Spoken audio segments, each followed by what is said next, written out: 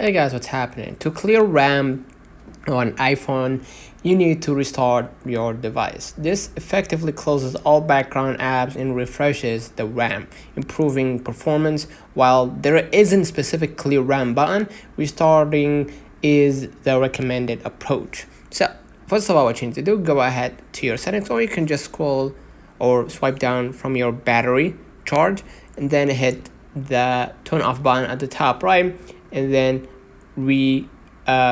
open or restart the device once again. Okay, another option, especially for iPhones with the home button, is to use assistive touch in conjunction with a shutdown and restart sequence, right?